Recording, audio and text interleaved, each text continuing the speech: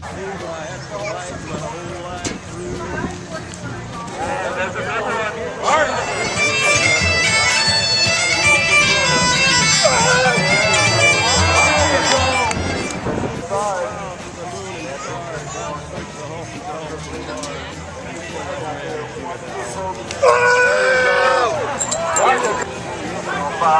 on, Matt. Here we go.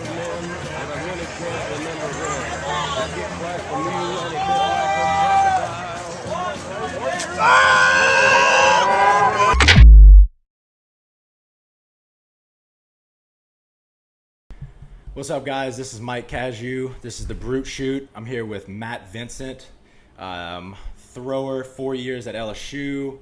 He was a two-time world champion, Highland Games, which is world's strongest man in kilts. Kinda, yeah. It's a Scottish heavy athletics, so it's been around like 1,100 years or so. Word. We're gonna get into that in a second.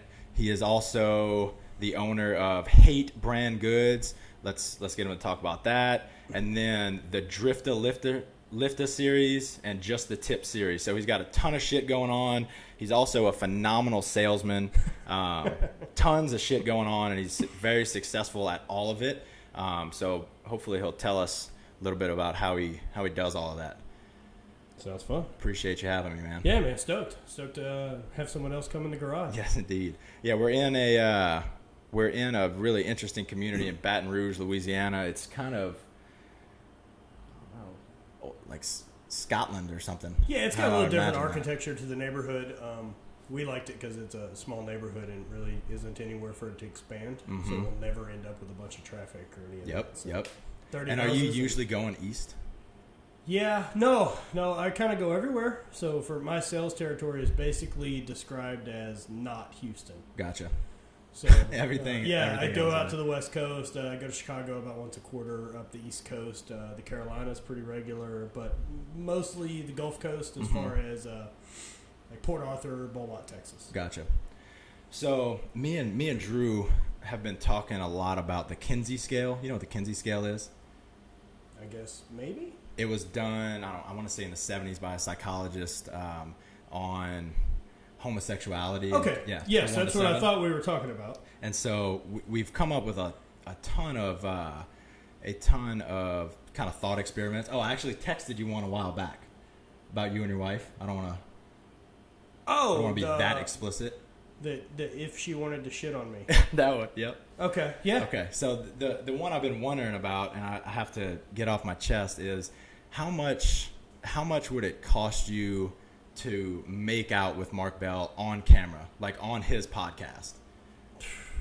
The problem is like it's such a funny goof. I'm probably just do it because it's funny. No shit. I don't fucking care. Awesome. Doesn't stress me out. It's not gonna be the first guy I've ever kissed. Probably not the last.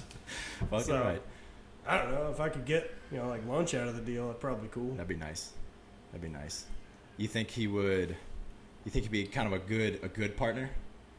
I don't know. Generous, I don't know if he would be a good kisser. He seems like a taker. Like he'd like to be kissed. Really? Yeah. I think that would be the way to describe him. He's a soft face. We both got fat faces, so it'd be kind of like kissing myself, which I don't know how much I'm into. I hear that. Y'all do have some similarities. Yeah. Just really fat faces. Both members of the War on Carbs, too. Yeah, that's exactly nailing Fighting it. the good fight together. Keep your carbs in liquid form. That's what I've always said. So, where should we start? I was wondering on the car ride up here. So you've lost in the last 365. How many pounds do you think you've lost? In the last year, probably around 30. Okay. Yeah. So in a sport, you're a world champion in a sport that requires, is it all throwing? Yeah, it's all throwing. It's all throwing. Yeah. And so I know, the more lean muscle mass you have, the more powerful you are, all else things equal. How do you, I know another half of that is the more weight behind a throw. Yeah, mass moves mass. Exactly. So how has that affected your throws, and how do you see it going if you continue to lose fat, which translates to weight? There's definitely a place where I don't want to weigh any less than I am, and that's kind of where I'm at right now. At about I float between 265 and 270. I don't know if I actually like cared about my sodium intake or something like that. I could probably dial that in, but I don't.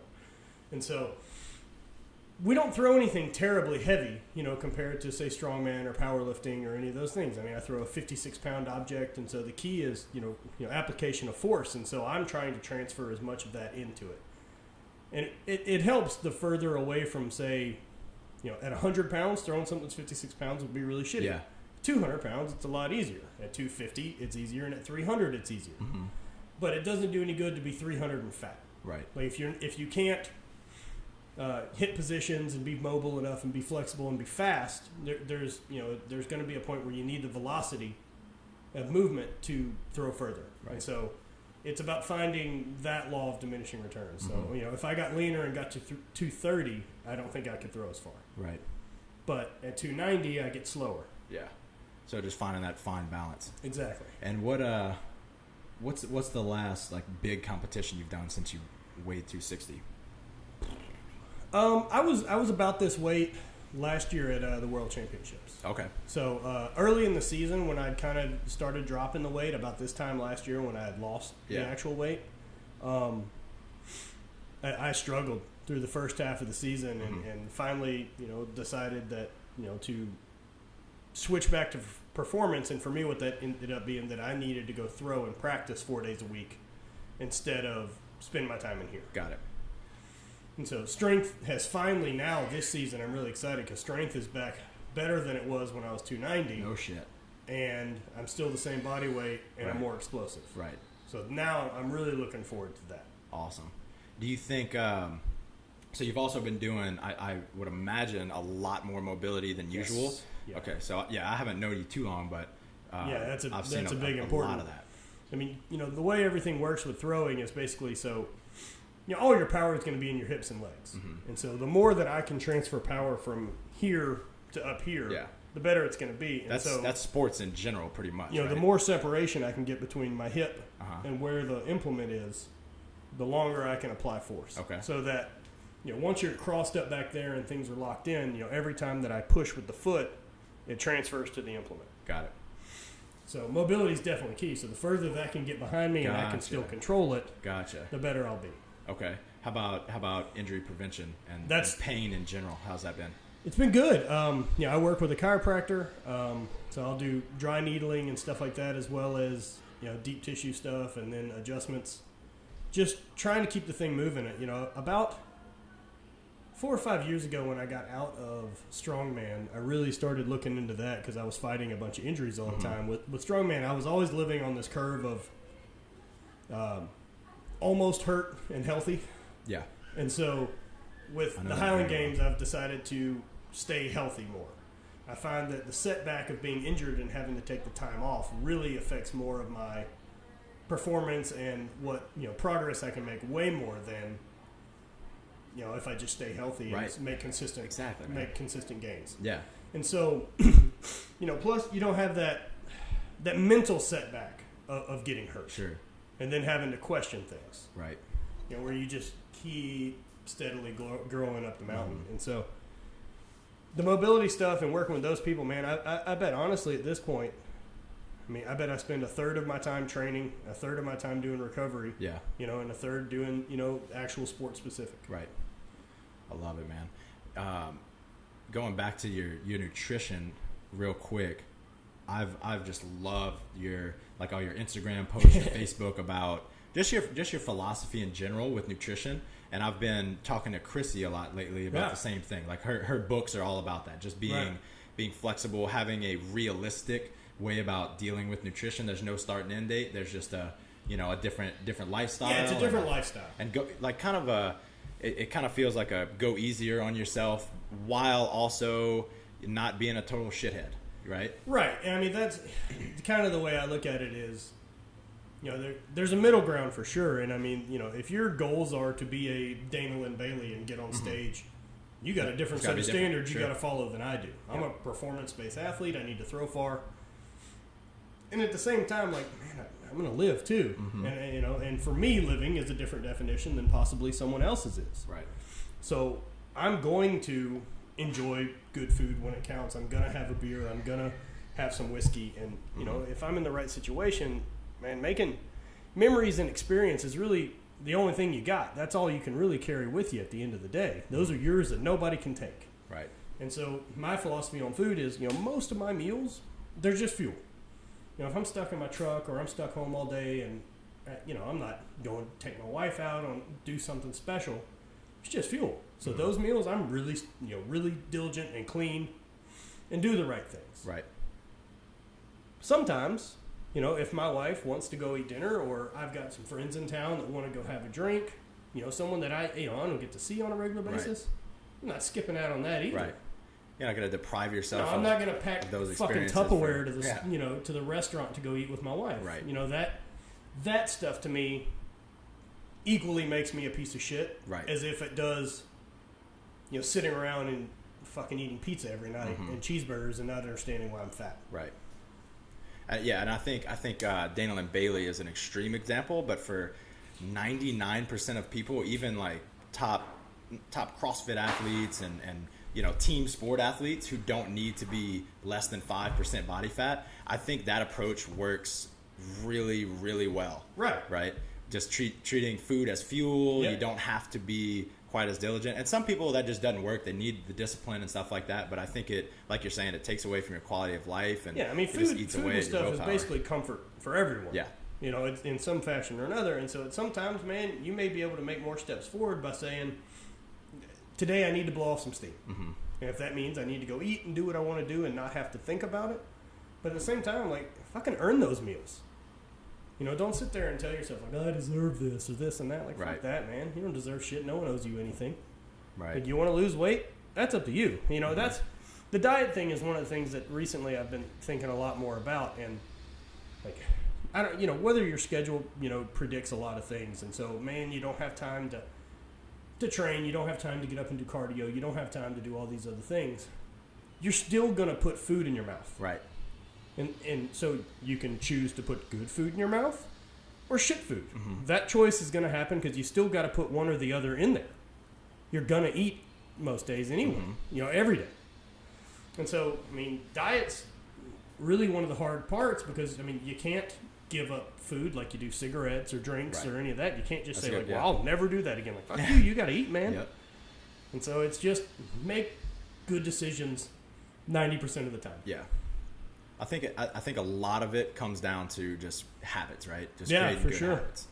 And a lot of us, I don't know, fuck it, probably in the world, are just, there's so much cheap, really tasty, awful for you food out there that I love Taco Bell. Really, fuck yeah. It's so great, but Do they still make the Crunchwrap Supreme? Yeah, they do that, and they just started doing tostadas again, so I'm stoked. Shit. But like, I make a lot better decisions food wise if I've got food in the refrigerator that's decent for me to eat. So I will, cook 4 pounds of fucking ground meat on the weekend and put it in a big Tupperware thing. And so during the week, if I'm hungry, a couple scoops of that, mix that with some rice or whatever it is that my diet requires that day, and go on. Right. So you don't need to make a quick decision, which is usually like something microwavable, it'd be a bad decision. Fast food or whatever that may be. I don't plan my meals. It's just like I'm busy, and so the next thing I realize is like, fuck, I'm hungry. Yeah. And so Absolutely. I need to go make a decision now, or I'm going to eat now, so I better have good food available. Right. That's been the biggest trick for me, is having good food available. Learn what I can eat on the road and be better. Yeah. So that gets tricky. Word. All right, moving on. I don't know how much we've talked about your history, but I want to know how you got so fucking strong. I'm sure some of it was genetics, but how did you lift in high school, before high school, college, all that stuff? Because that's, what you squat still 650 plus, huh? Yeah, for sure. That's not, no one can do that on genetics alone. So how did you do that? The easiest answer I tell people is I've squatted consistently heavy once a week for the last 18 years. That's helped a lot. Yep. Some decent genetics are good too. But my training program in high school with football and stuff like that, it wasn't anything special. I can't think back to what we did. We did some sets for some reps with some weight. Yep. 5 days a week. Yeah. But what we did more than anything else, we fucking worked really hard. And that's one of the benefits you can have to working with fucking 15-year-old athletes.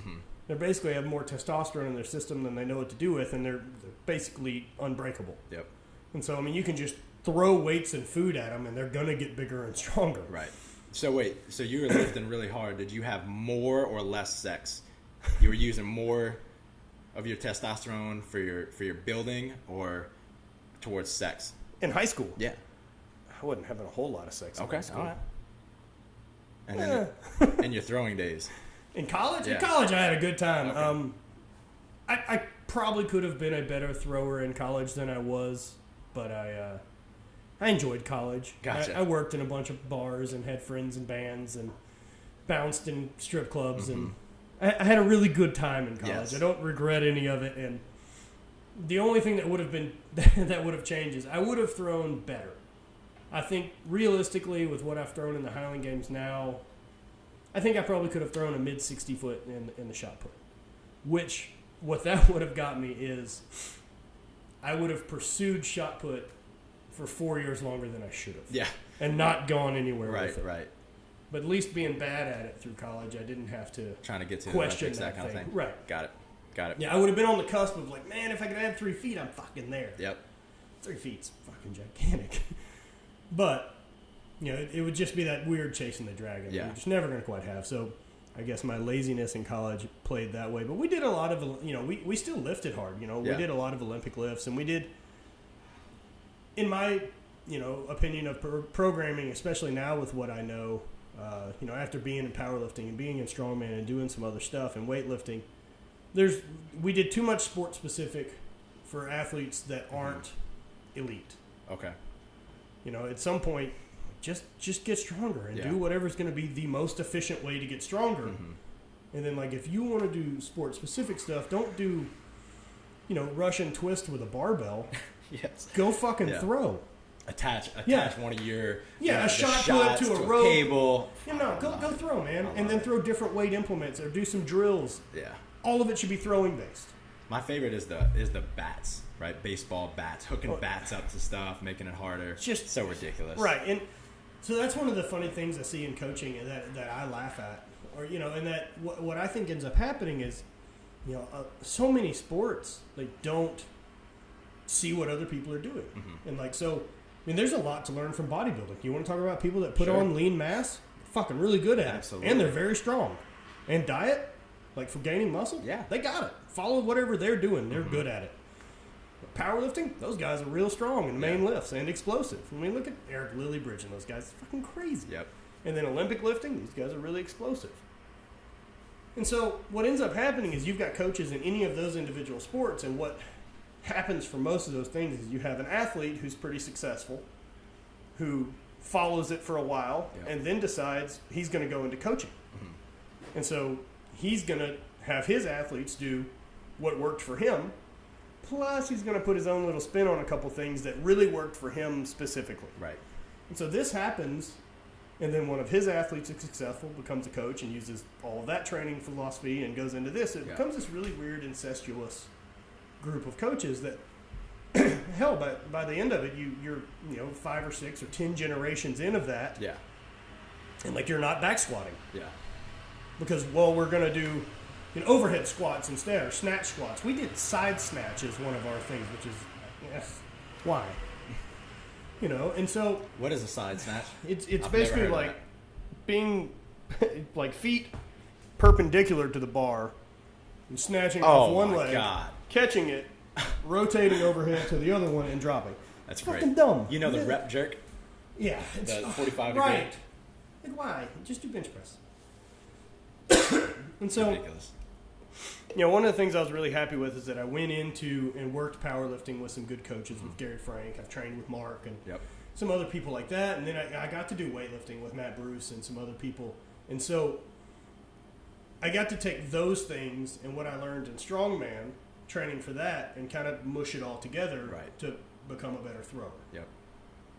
And so, what did I need to do? I needed to have some maximal strength, and I needed to have some, more explosive power. I mean, I'm way better off as a thrower being able to move 315 as fast as I can, at a meter a second, than I am squatting 700 pounds and grinding it out for 2 seconds. That doesn't fucking transfer into anything athletically. Right. So that's really where training went, and the background of training through college. You know, I was stronger overhead lifts, and kind of always, shoulders have always been strong. I'm sure that's due to a lot of shot put throws over the years, and discus, and you know, some background of little Olympic lifting through college and stuff like that. I think I'm stronger now than I was in college, but not much. Yeah. You know, not a whole hell of a lot. Right. I forget, we were working out here, I don't know, 6 months ago, a year, and I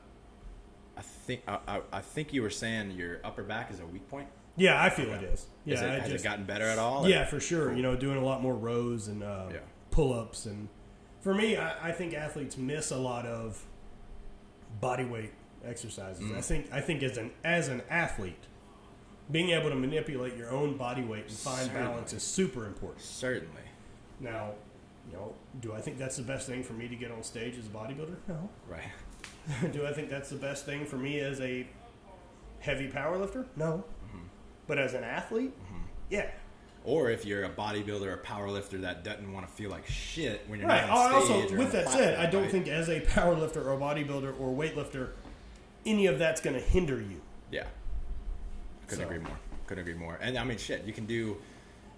There's so much. Even if it's body weight, you throw a fucking belt on, right? Throw some heavy weight. The pull up is one of the best back exercises, lat exercises in the book.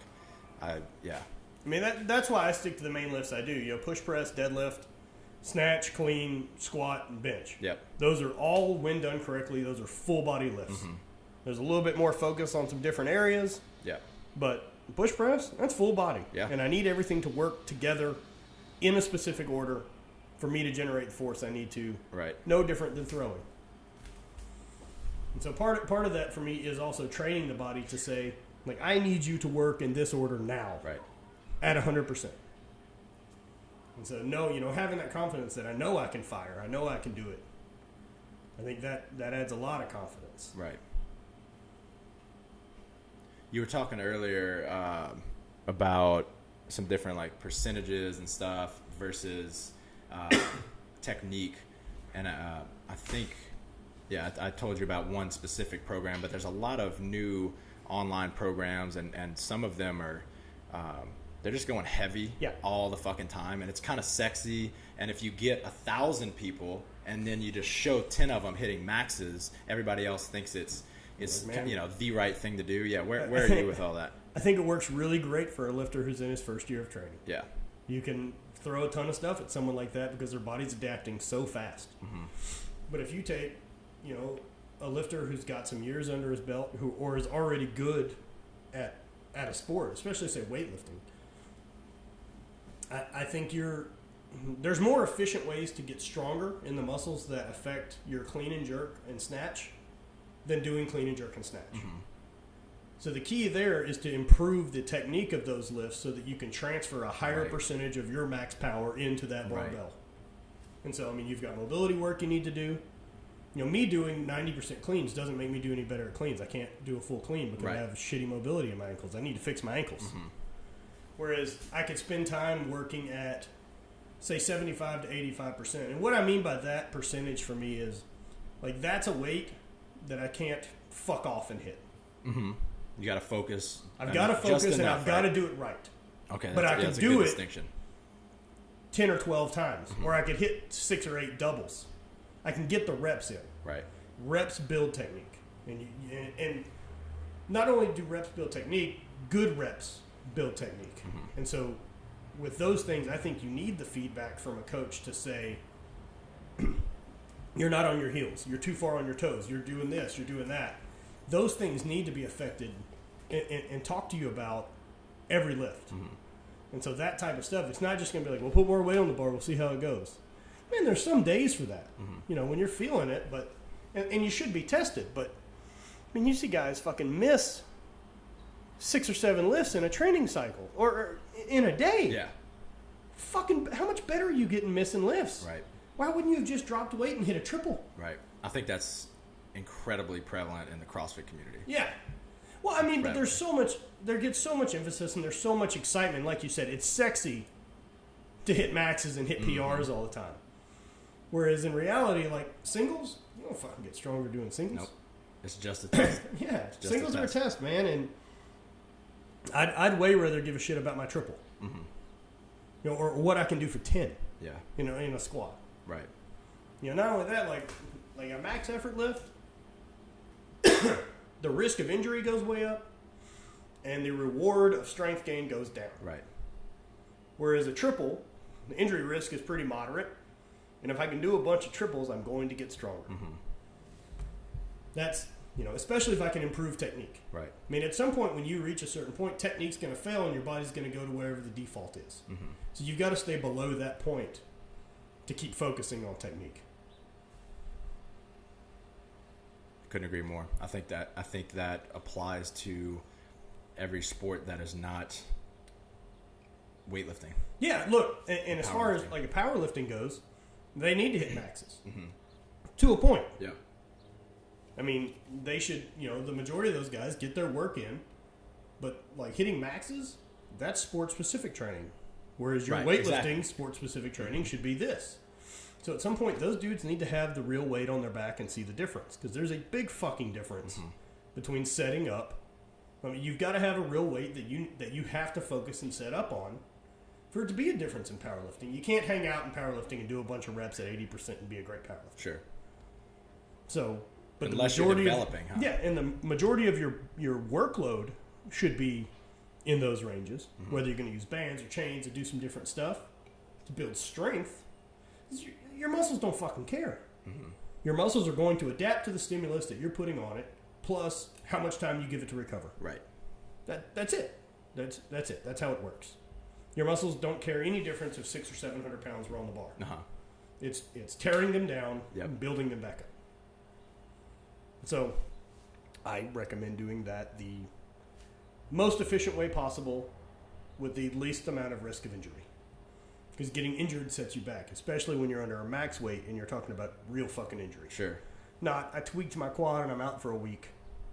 I destroyed my knee and I'm out for 18 months. And then coming back from that shit, I mean, I'm trying to think of a specific example, but I've seen a lot of baseball players especially come back and they're not nearly as confident. No, right? I think we were talking about that earlier. They just they don't have kind of that cutthroat mentality, that killer instinct that they used to, and so that's just as big as anything. You know, there was a lot to be said. We had a conversation with Benedict Magnuson while we were at the Arnold at dinner one night, and we were talking with Jesse Burdick, and Jesse was saying, you know, I'd like to pull 900, and Benny said, you know, he'd asked, you know, can you get me there?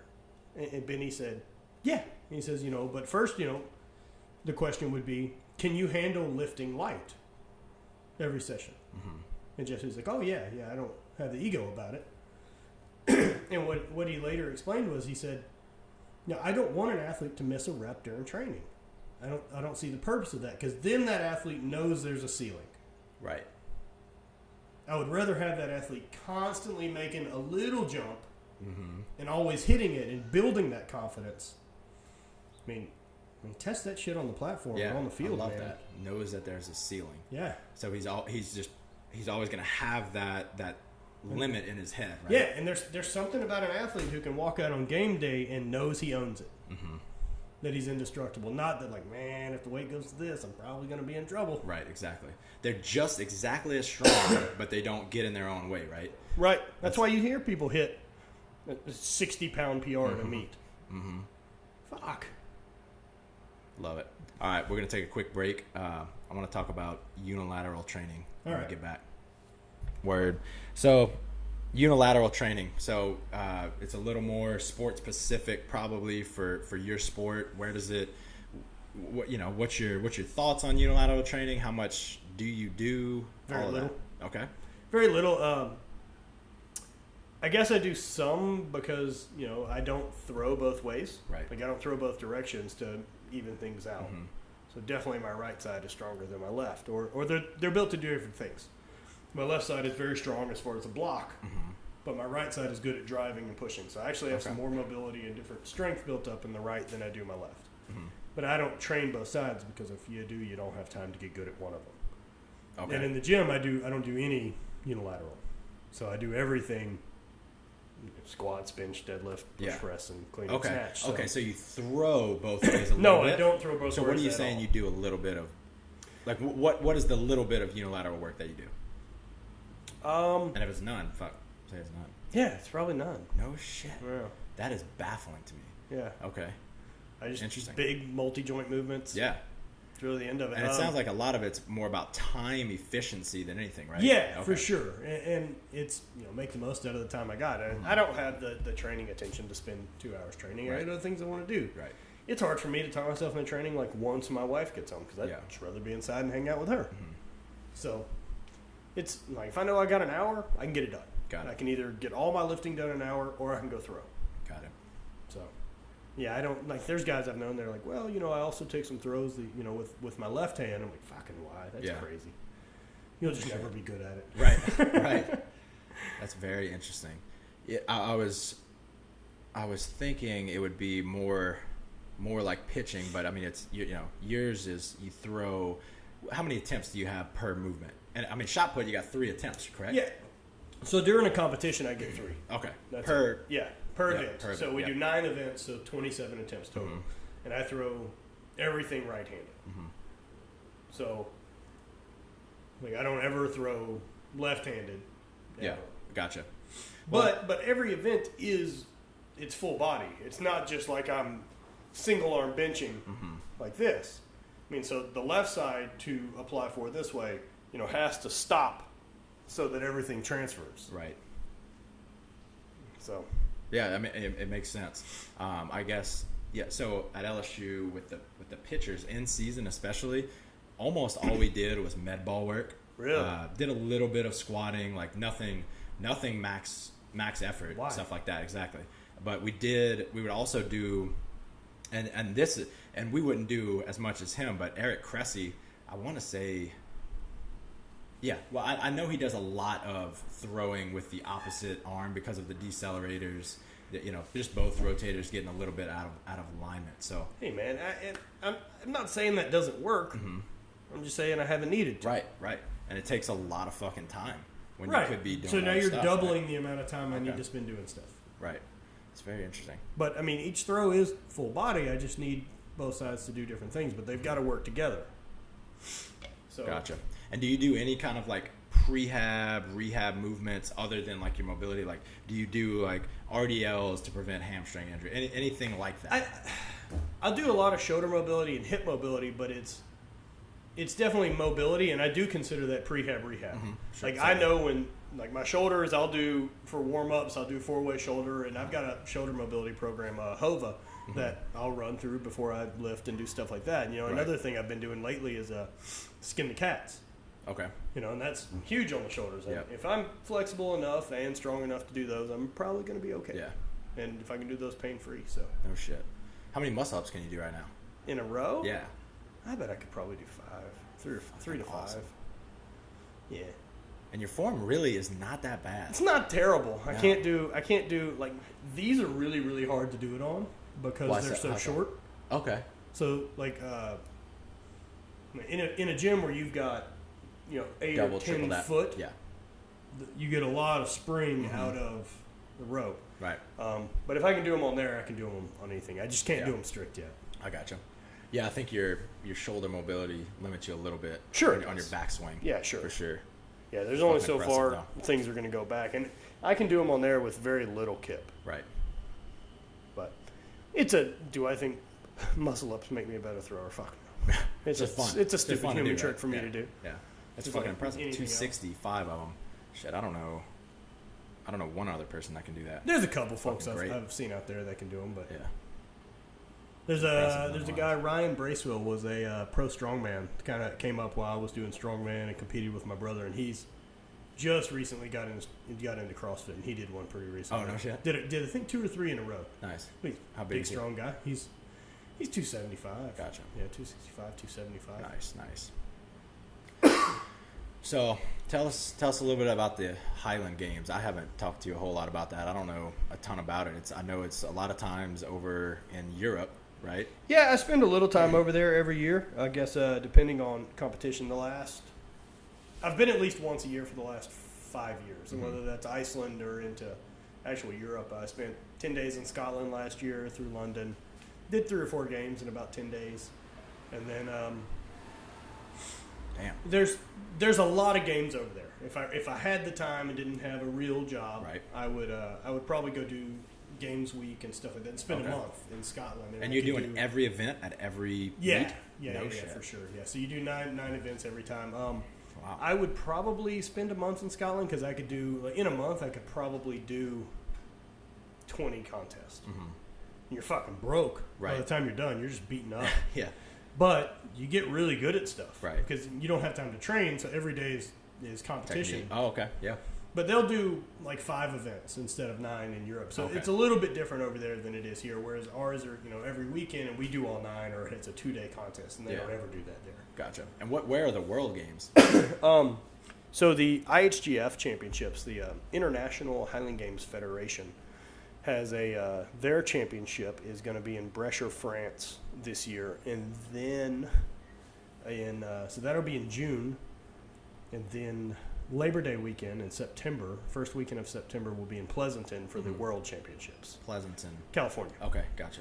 So great place to throw. That place has hosted a game every year. This is like the 150th annual running of that game. It's awesome. There's a ton of history there. It's a great place to compete. That's where I filmed all of the throwing in the last season of the Drift to Lifta. It's a really great place, and so I'm excited to go and compete there for that World Championship. Right. I'm curious, man. What goes through your head on some of the bigger meets? I mean, you've been successful at a very high level in multiple sports, and you're a successful businessman. Like, tell us a little bit about your mental approach to things. A lot of it, man, is staying relaxed. And so for me, like, being able to compete when it counts, basically like that, being able to turn it on and get the job done.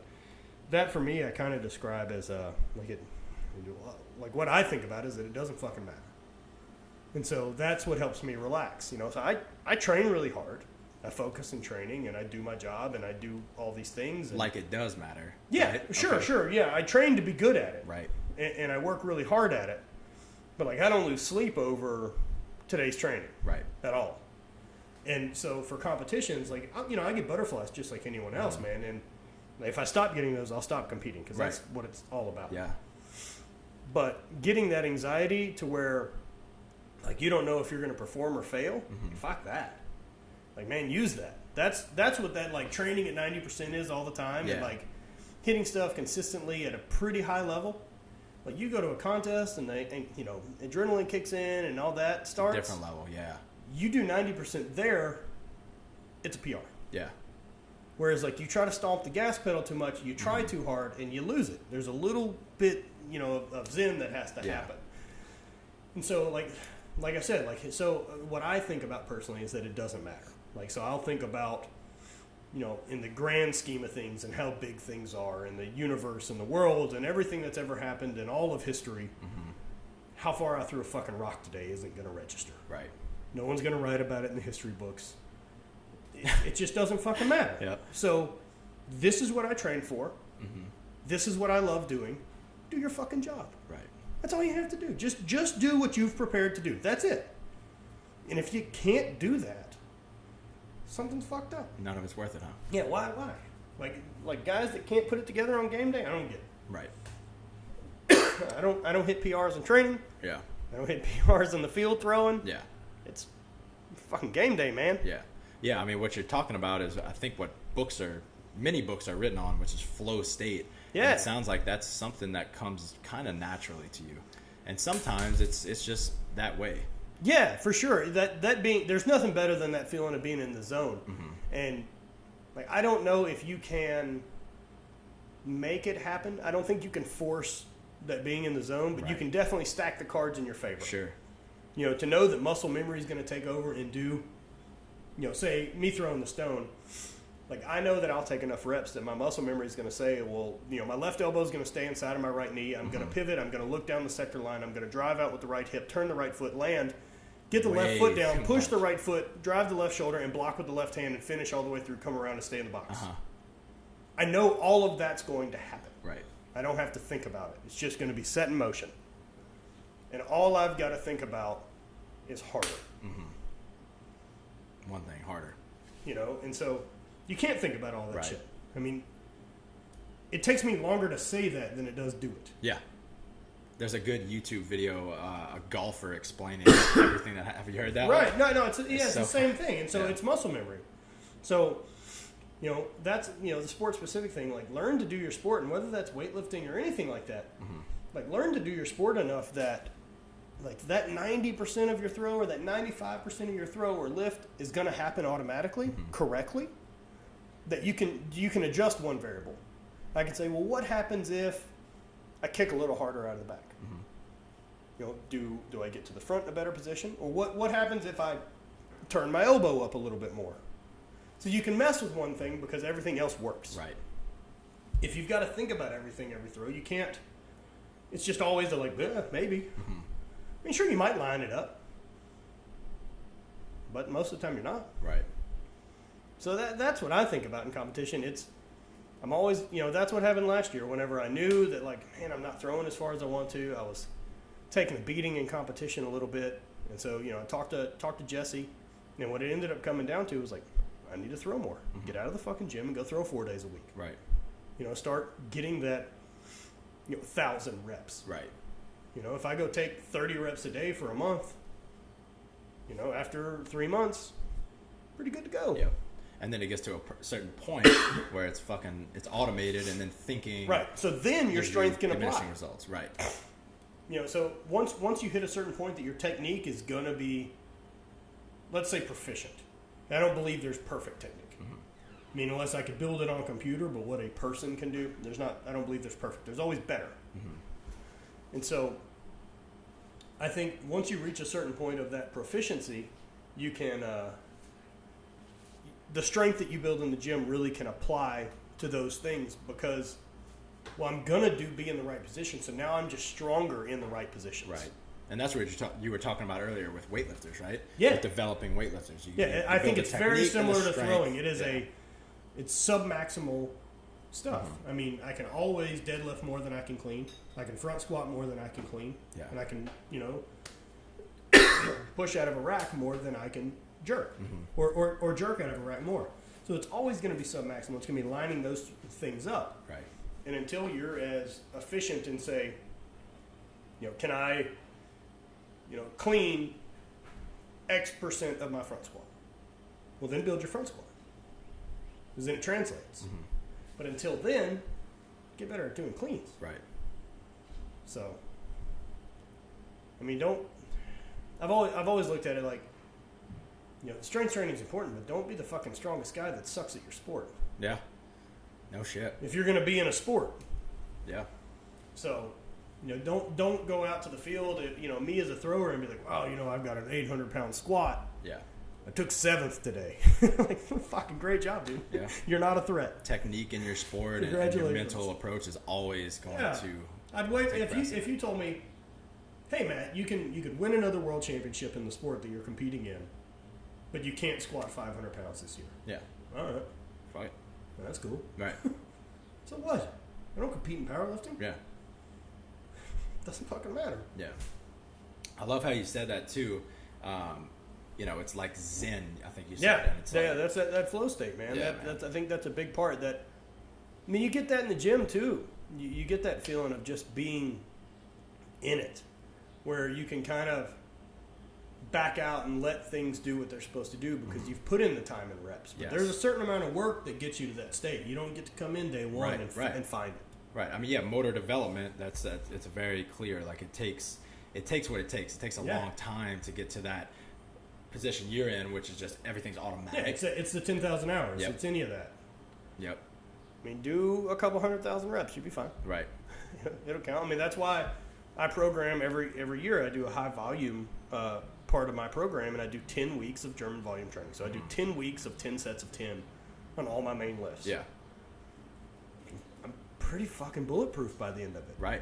I feel really good. I feel really strong. I haven't missed a lift, and I've done 1,000 squats. Right. So I'm ready to squat with some weight again. Yeah. You know, the form's good. The flexibility's back. Yeah. And so I focus on mobility and getting the reps and building that that foundation of workload. Before I can start trying to build a house on it, you got to have the foundation. I love that. 10 weeks, 10 sets. You do It's brutal. the minute rest as well, or no? I try to keep it pretty minimum, but it stays usually a minute to 90 minutes. And I mean, it's not heavy. Right. So I'll do 10 sets of 10 at 50%. Okay. But it sucks. Oh, it's awful. And a lot of that is zone out. It is just get under the bar again. Just get under the It bar is again. awful. You'll be fine. Yeah, the first 2 weeks at the very least are the next 72, 96 hours are Yeah. The first, brutal. it's amazing how big the body adjusts from week 1 to week 2. I mean, like week 1, what my recommendation for my program is for people is, like, if you can hit 6 sets at RX, awesome. Yeah. But like by week 3, do 7 to 10, Sure. and you'll be able to. Right. And it's all 50? 50%? Yeah. Gotcha. Well, no, so it goes up to 55 the last 2 weeks. Gotcha. And then take a deload week, which is just 3 sets of 10 back at 50. Just do blood gotcha. flow, dump the lymphatic system, Yeah. those type of things. And then come back and do another 2 weeks at 55%, and then the last week at 60. Nice. Yeah, I think we would usually do it at 60, but we would never go. Well, so 60, For 10 you know, weeks. so I also base everything off of a training max. Yeah. And so everything for me is this 90%. I gotcha. So, you know, if I can squat, 500. 500, I'm going to do everything at like 450 is going to be my max, and I'll base all the percentages off of that. Sure, So it comes out to like 41% or something like that of my actual max. And what that does for me is I don't ever miss a rep in training. I love it. I don't ever get buried. And I do train in my garage. I train by myself. I don't have a spotter. And one of the things I've realized this year that I really like about training in here, you know, it was a different thing that I really liked, other than the just convenience of training at home. Yeah. It was, you know, the best PR I've had all season was at Super Training. I squat 505 for 10. And I wouldn't have done that in here. Yeah. That environment made a big fucking difference. Yeah. The thing that I've noticed too is training in my garage. Like if I notice a tweak or something like that, and I've trained long enough to know the difference between good pain, bad pain, what I should or shouldn't push. Right. And so if there's bad pain and I know that like this probably isn't a good idea, just stop. Yeah. I don't have a training partner or some asshole telling me, oh, we're going to do this, we're going to finish. Like, man, I just quit. I don't have anything to prove to anyone. No one cares. Right. There's no one in here to train and watch me. Yeah. So just do what's the smartest thing so that I can train again tomorrow. Yeah. Yeah. I mean, that you have the best possible mentality for your sport. And throwing in general, in my opinion, is one of the sports that I would say what you do in here translates, like it has the highest correlation to your success out of any real sport other than Sure. powerlifting. I think far more than like football. Right, exactly. Yeah. And I see so many football players and coaches and strength coaches that are like, let's really push for that 5-pound PR, and then we're gonna see like amazing things on the field. It's like it doesn't work that way. No. Right? Be safe. Be really good at and football. Be really fucking good at football. Yeah, like if you want to be really good at shooting free throws, Yep. don't do a bunch of bench press. Go shoot free throws. Exactly. I mean, that makes a lot of sense to everyone you talk to. Right. So why wouldn't you think the exact same for if you'd like to be a really good lineman? I mean, there's definitely a certain base level of strength you need just as an athlete or conditioning for whatever your sport is. So, you know, GPP. Yeah. But past that, be good at your sport first. Right. And then you can apply those other things to your sport. Right. Be good at your sport. Get strong, but also be able to move correctly in those. Right. It's not all about. I mean, yeah. It really bothers me that people, and you know, I don't know if you would argue with this, but a lot of people would argue with this. The whole thing about just go just below parallel. Why are you just trying to get just below parallel? Why are we not trying to, you know? For me, I don't care at all as far as squat depth goes. Yeah. I spent so I've had some IT band issue and some hip pain.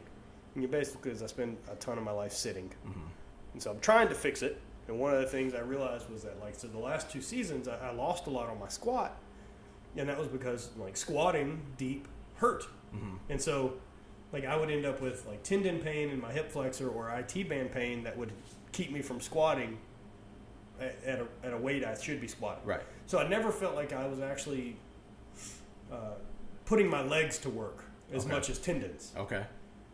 And they're not going to get any stronger. Right. And so I switched this year to doing a high box. And by high box, I mean parallel to above parallel, which led me to being pain-free. Gotcha. You know, so I went from being pain-free for 10 weeks of my high-volume training to my last week at super training. After, 3 days of deload and traveling, I ran stairs the day before I went and did my squat workout. Just because somebody wanted to go run stairs. I'm going to go run stairs. And so I went into a squat workout and hit an all-time PR at a lower body weight, a 505 per 10. I can grind it out. It didn't hurt because I wasn't in pain all the time. And that was no box right there? Yeah, no box. Wow. And so, I mean, whatever's going to work for your sport. A parallel squat for me, I think in the ballpark, that's where you're going to build the most strength. But for me, being pain-free, which allows me to throw and recover better. And then, so I can always put a little bit more weight on the bar. But I also don't box squat that big rock back. I'm basically just using the box as a depth gauge. I gotcha. And so I'm going to have to put the brakes on before I touch and just tap and go. Got it. So, I mean, look, if you can pain-free squat ass to ankles, squat ass to ankles. Right. Don't get me wrong, but I just couldn't. Right. And I was still able to make progress. Right. Yeah. Especially for you, if your hips are hurting you, then. Right. So then I couldn't throw. I couldn't do these other things. Which is way more important. Right. I get that for sure. If you're a healthy athlete that can squat all the way down, squat all the way down. Don't cut your squat short to handle more weight. It doesn't make it. Your body doesn't fucking care. Right. The full range of motion is always better. Yeah. So. Yeah, baffling. Yeah, I'll try to get back there. That's the goal. Right. Yeah, look, it keeps looking better and better, man. You're getting your fucking knees out. Yeah. Solid. Yeah, it's a lot of work and prodding from Kelly. Yeah. What do you think is the thing that's made the biggest difference on your mobility? Any body part, any implement, anything? Consistently doing it. Yeah. How long do you sit in a stretch, that kind of thing? So I'll do pre-workout, like I'll get a sweat going. So I'll sit on the spin bike or get on the rower and bang out a 500 or more than that. And then I'll do, through my HIIT program, the Shakira stuff, leg swings and stretching. I'll do a bunch of dynamic stretching pre-workout to get things moving. Okay. I don't really do a lot of rolling pre-workout. So I via Kelly and talking to him, I save that stuff for post. Okay. So once things are starting to tighten back down, I'm going to address them by sitting and mashing the kettlebell in my quads or rolling or digging into the abductors. Yeah. So that once they're starting to lock back down, I'm going to start mashing into them to spread them back out. I gotcha. Just like you're kneading bread or anything like that. Yeah, and somebody explained it on one of our first podcasts. It's like a box of spaghetti, right? You're trying to align them back absolutely. So they're not all twisted and stuff. Okay. Yeah, and so, definitely just get everything and all those fibers unfucked. Right. Because, I mean, while you're lifting, you're basically shredding them apart so that they grow back bigger and stronger to handle more weight to what you're doing. I mean, that's all you're doing basically anytime you work out. It's a science experiment. And so making them align better and the myofascial release stuff really makes a big difference. Yeah. I like using big words. It seems to help. Word. Yeah, I was about to say, should we explain what that is? Word. You should know at this point. Yeah. I know. I don't know if they know. They should. Look it up. Yeah. Kelly Starrett, myofascial release. It's everywhere. Hook you up. Word. All right, let's wrap this shit up, man. Yeah, man. Where can they find you? Thehate.com. HVII. Hate.com. It's on the t-shirt. So that's so the hate is HVII. So that's H with the Roman numeral 8. It's very clever. That is kind of my own thing and philosophy of motivation about some bit of self-motivation through self-loathing. Yeah. You know, not listening to my own bullshit, not tolerating my own stuff of like, I deserve to take a day off or I'm tired. Fuck that, man. Go do your job. Get in there and lift and just get through it. Right. Not every day is going to be great. Not every day is going to be flowers and sausages. You're not a fucking unique snowflake. Sausages. Yeah. You're not a unique snowflake, man. Get in there and just fucking do the work. Yep. And do the work consistently for a long time. Yep. It'll work out. And that's fucking work every or life time. Or relationships or fucking anything, man. Just don't stop doing the right things. It'll eventually work out fine. Yep. Like people that are really successful, they work really hard. Yeah. You know, there are some people that have fucking shit their way through and gotten to good places. But yeah, fuck them. They're not. Yeah. They're not in the bell curve. Yeah. Like I'm a regular person. Right. So. Keep going. Yeah. Where You else? just fucking. You know, be willing to. You know, you can make a choice of like whether. You know, I can't choose if I've got better genetics or I'm going to be taller or. You know, stronger than the next guy. You know, I'm never going to be able to compete against fucking Hapthor. You know, a strongman or anything like that. But whether or not I choose to outwork someone, that's my choice. And that's what, you know, I can do that, talent or not. So don't get outworked. And that's that personal level of like, man, I'm going to make the right decisions. Like nobody's watching. It doesn't matter. I'm doing this for me. You know, I work hard. Exactly. I work hard. I throw far. I train and do the right things consistently because I care about them. I don't give a shit if anyone else does. These are what's important to me. And once you've determined that like those are your things and those are your goals, fucking stand for it. Right. That's what it is for me. I love it, man. I could talk for an hour just about this. Yeah. I think our camera's about to die. Where else can they find you on social media, website, all of that? Instagram is Matzo Explosion, and that's 2 T's. no, it's just one. Yeah, 1 T. Yeah, Matzo Explosion, and then Twitter is Matzo Awesome.